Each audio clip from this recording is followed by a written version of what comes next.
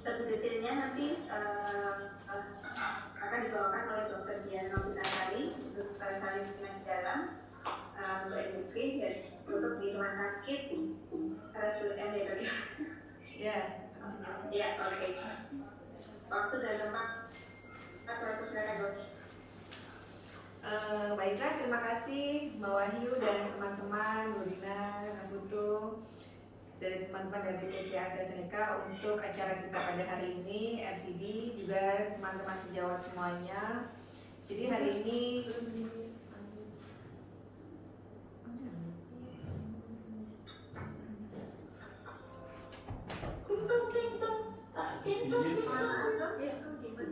oh iya ya.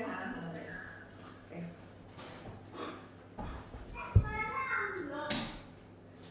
Baiklah, terima kasih kepada PT AstraZeneca atas acara RTD kita pada hari ini, juga teman-teman sejawat semuanya.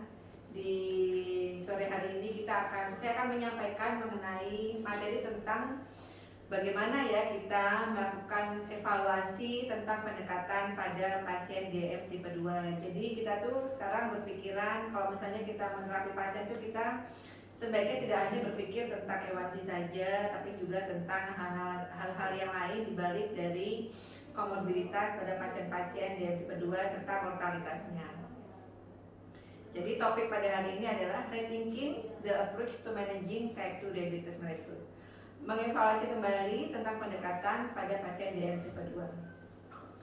Nah, untuk slide selanjutnya, jadi kita itu sering lupa bahwasannya heart failure adalah hal yang awal dan yang sering terjadi pada pasien-pasien diabetes tipe 2 kita. Jadi komplikasi ini, heart failure itu sebenarnya lebih awal terjadi dibandingkan dengan MACE atau Major Adverse Cardio Event. Jadi di sini tampak heart failure itu terjadi lebih awal dibandingkan myocardial infarct maupun stroke maupun kematian karena jantung koroner.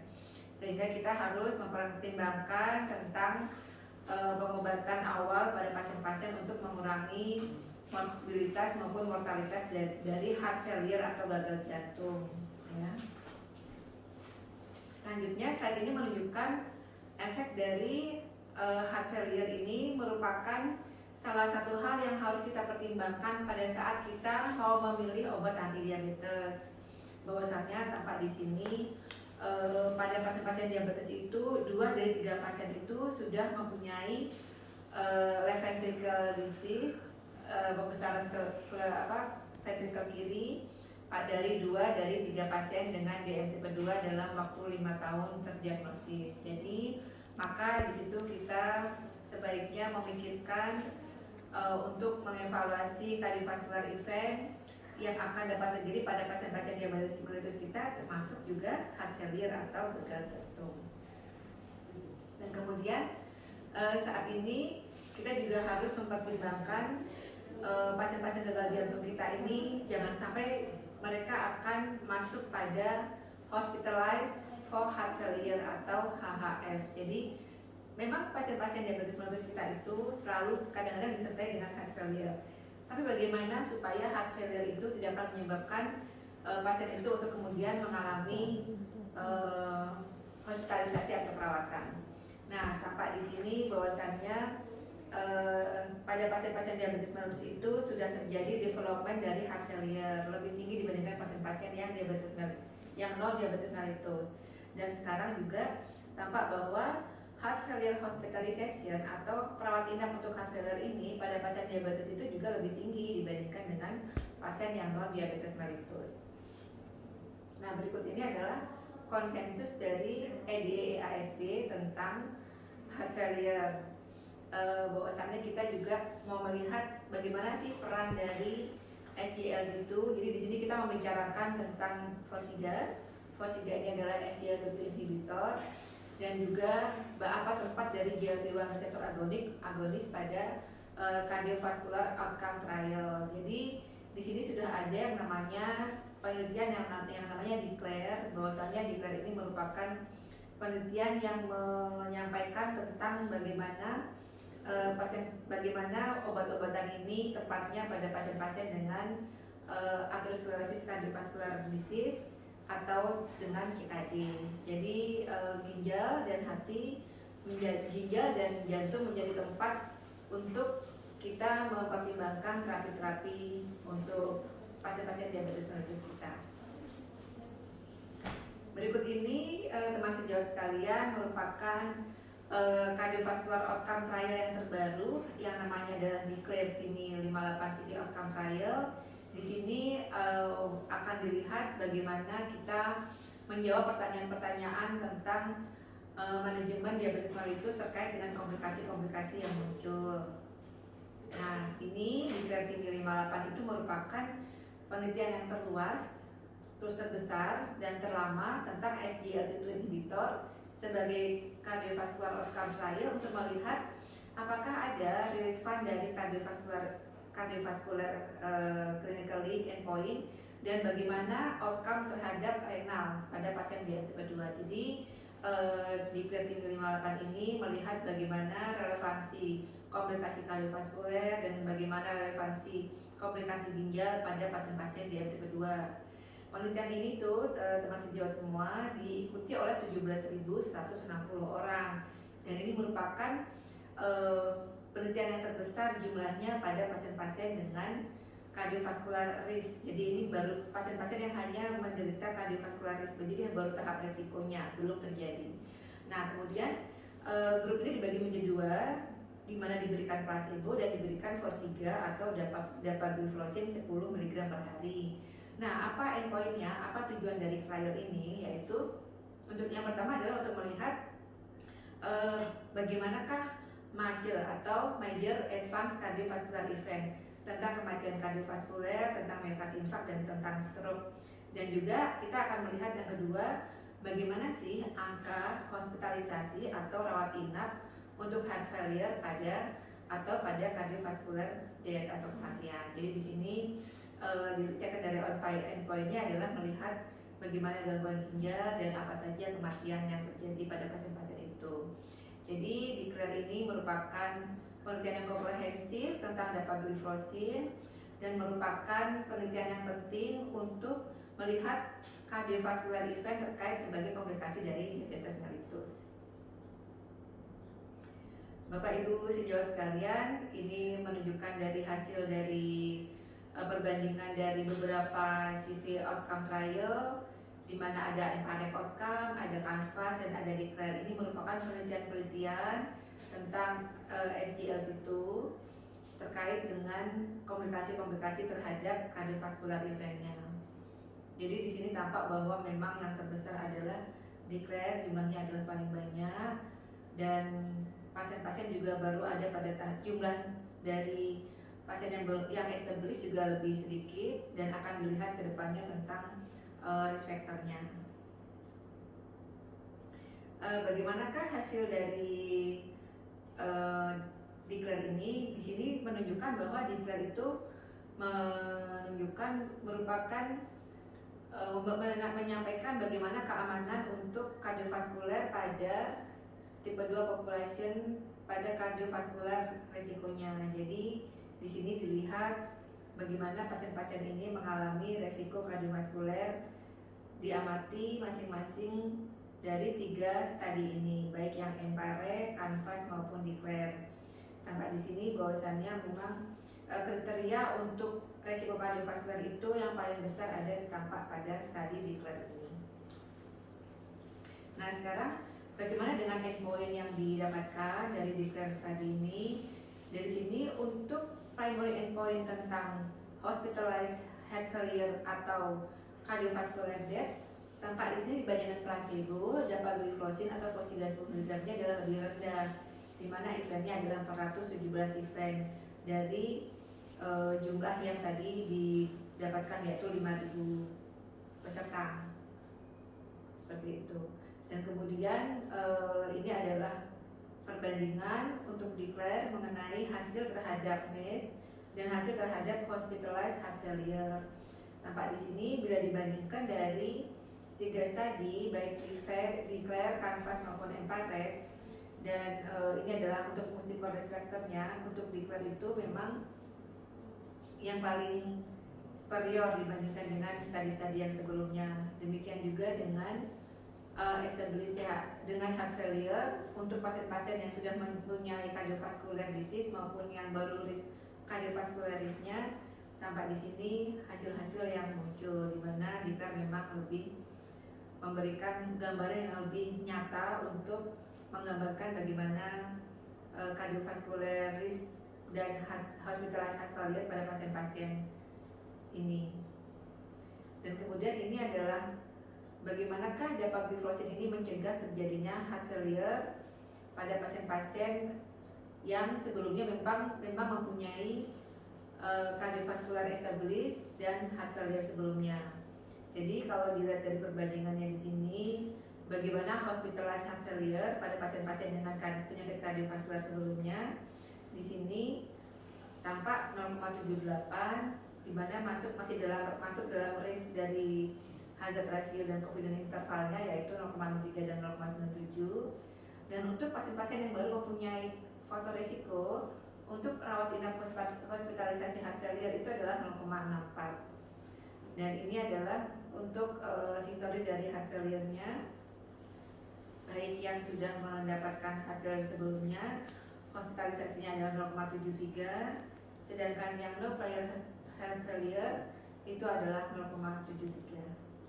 Jadi di sini 10 pasien dari dekret itu memang mempunyai heart failure, tetapi hospitalisasinya tampak lebih rendah. Jadi ini merupakan yang harus kita pertimbangkan kalau kita melakukan memberikan pendekatan terapi tentang diabetes mellitus, bahwasannya kita untuk ginjal dan jantung itu merupakan hal yang harus kita pertimbangkan bersama, karena kardio dan renal itu adalah sangat berhubungan. Jadi ginjal juga dapat menyebabkan terjadinya gangguan jantung juga dapat menyebabkan gangguan ginjal. Dan tampak di sini pada pasien-pasien yang mengalami gangguan ginjal itu kematiannya justru paling tinggi adalah karena kematian karena kardiovaskularnya. Nah, ini adalah slide selanjutnya Bapak Ibu semuanya. Ini merupakan bagaimana hubungan dari fungsi ginjal pada dapagliflozin, menunjukkan bahwasannya dari declare trial ini dapagliflozin itu menunjukkan penurunan dari perburukan dari fungsi ginjal. Dapat kita lihat di sini untuk placebo adalah lebih tinggi dibandingkan dengan dapagliflozin, dan eventnya adalah kalau untuk dapagliflozin itu adalah 370, sedangkan yang placebo itu 480 event untuk terjadinya gangguan pada ginjal. Dan ini merupakan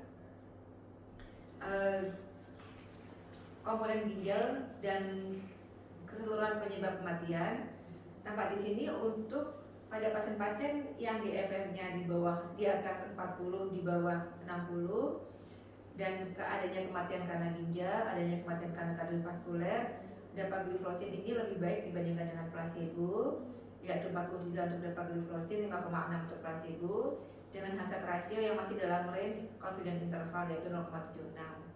Dan yang kedua, outcome yang kedua untuk renal kompositnya pada pasien-pasien dengan GFR lebih dari 40 dan kurang dari 60, tampak di sini untuk kematian karena ginjalnya juga dapagliflozin lebih baik dibandingkan dengan placebo, yaitu pada angka 1,5 dan 2,8, dengan hazard ratio 0,53 masih masuk dalam confidence interval yang ditargetkan. Jadi Bapak Ibu semuanya, summary pada sore hari ini adalah seawal mungkin dan kekuatan glycemic control yang baik itu ada pada dapagliflozin, karena dapagliflozin ini menunjukkan dia bisa memprovide penurunan HbA1c lebih baik walaupun dibandingkan dengan penggunaan metformin yang selama 4 tahun. Dan kemudian pasien dengan dapagliflozin ini mempunyai superior untuk penurunan A1C-nya dibandingkan dengan DPP-4 inhibitor. Dan sekarang bagaimana tentang safety profile-nya? Penelitian dari DICRES sudah mengonfirmasi dan memperkuat bahwasannya dapagliflozin ini mempunyai profil keamanan yang baik, dan juga di dalam analisa untuk rate dan adverse event-nya, SGLT2 ini untuk keamanan dan efek sampingnya itu lebih baik dibandingkan dengan DPP-4 inhibitor. Dan bagaimana sekarang dengan bukti untuk terjadinya cardio risk failure pada pasien diabetes tipe 2? Tampak dari yang sudah disampaikan tadi bahwasanya selain kita mengontrol dari microvascular outcome HbA1c, di sini tampak bahwasanya kita tidak boleh melupakan untuk keamanan pada kardiovaskular dan ginjal, sehingga ini merupakan yang kita pertimbangkan dalam melakukan terapi terbaru. Nah, selanjutnya SGLT2 inhibitor dan GLP-1 analog itu memang sangat berhubungan, bahwasannya mereka ini signifikan dalam menurunkan cardiovascular event dan menurunkan heart failure dibandingkan dengan DPP-4 inhibitor terapi. Maka kedepannya DM tipe 2 terapi itu tidak hanya berfokus pada penurunan A1C, tetapi juga kita berpikir untuk mencegah aterosklerosis dan heart failure event sebagai tujuan terapi yang terbaru. Nah, tadi sudah disampaikan tentang declare sebagai the largest, broadest, dan longest SGLT2 cardiovascular outcome, trial outcome yang dapat melihat dari yang memaparkan efek dan keamanan dari kardiorenal outcome-nya. Bahwasanya dari declare menunjukkan bahwa dapagliflozin dan SGLT itu menurunkan MACE pada pasien diabetes tipe 2, baik pada yang sudah established kardiovaskuler, dan juga dapagliflozin ini konsisten untuk menurunkan atau mengurangi rawat inap pada heart failure pada pasien-pasien diabetes tipe 2, baik yang sebelumnya sudah mempunyai cardiovascular disease ataupun heart failure sebelumnya. Jadi di sini sebagai tambahan untuk cardiovascular benefit, dapagliflozin kedepannya dapat dipakai untuk mengurangi albumin uri juga, sehingga dia akan mengurangi atau mencegah progresivitas dari renal disease pada pasien-pasien diabetes tipe 2 yang sudah mulai memasuki fase gangguan renal disease. Jadi Bapak Ibu sekalian, dengan adanya dapagliflozin ini sebagai wacana baru untuk kita juga melakukan perbaikan HbA1c, tapi kita juga melakukan perbaikan pada komplikasi-komplikasi kardiovaskulernya, termasuk komplikasi dari heart failure dan komplikasi untuk terjadinya rawat inap yang tinggi pada kasus-kasus heart failure. Demikian yang dapat saya sampaikan pada sore hari ini. Terima kasih atas perhatiannya. Semoga banyak manfaat yang akan kita dapatkan pada acara hari ini. Saya kembalikan kepada Mbak Wahyu. Dok, ini ada pertanyaan dari salah satu dokter ya, dari Prodigy, Dokter Pamela Chandra. Jadi beliau menanyakan terkait ini dok, untuk pasien yang sudah ada hypertrophy vertikal bila diberikan dengan SGLT posisi ya dok ya, apakah bisa kembali normal atau berkurang ya dok ya? Ya, baiklah, terima kasih pertanyaan dari teman sejawat di Purwodadi ya,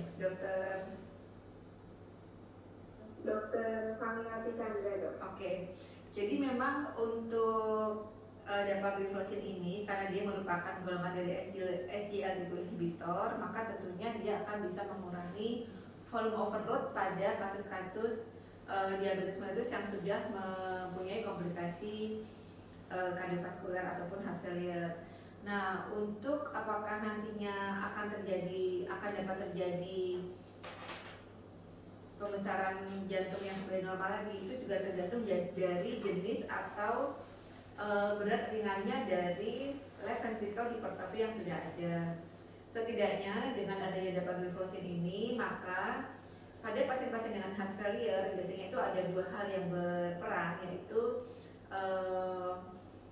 volume overload atau pressure overload. Jadi adanya kelebihan dari tekanan dan adanya kelebihan dari volume overload. Jadi dengan pemberian dapagliflozin ini, selain kita menormalkan dari kadar hiperglikeminya, juga akan dapat mengurangi volume overload dan tentunya akan berimbas pada berkurangnya left ventricle enlargement pada pasien-pasien diabetes mellitus yang sudah mendapatkan komplikasi kardiovaskuler seperti itu. Kemudian mungkin bila ini didapatkan untuk tidak semakin besar dari left ventricle hipertrofiknya, maka mungkin dapat ditambahkan obat-obatan antifibrotik seperti misalnya spironolactone 25 mg sebagai antifibrotik dan juga menurunkan oksigen demand pada pasien-pasien dengan diabetes tipe 2 yang sudah mengalami heart failure. Seperti itu. Demikian Ya, baik, Bapak. thank you dokter Diana. Mungkin kiranya ada beberapa dokter yang menanyakan dok. Di sini ada dokter Erik Iskandar, ada dokter Frida, dokter John Iman. Selamat sore dokter Erik, dokter Frida, dokter John Imam.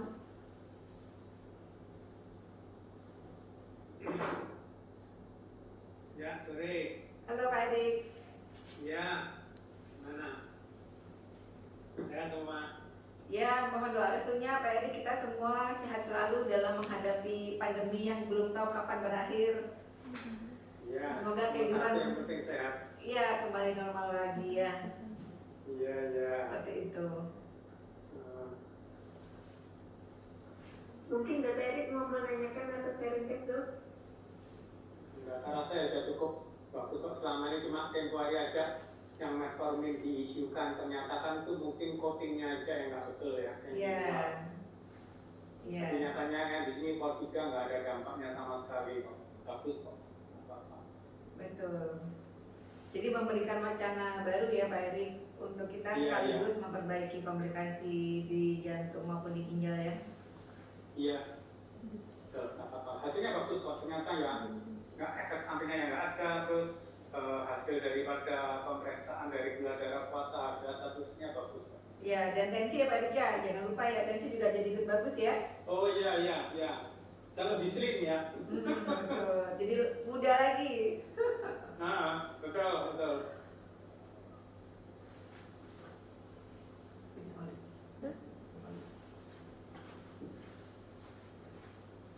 Baik, terima kasih dokter atas waktunya untuk presentasi pada sore hari ini ya dok ya. Dan terima kasih juga untuk para dokter kolega yang lainnya yang berkenan join dalam acara webinar nanti dok dari dokter Diana Novitasari dok. Thank you dokter. Iya, terima kasih semuanya teman-teman sejawat, Bapak Ibu yang saya hormati. Semoga kita dapat sehat selalu dan berkarya untuk pasien-pasien kita. Ya, makasih. Ya.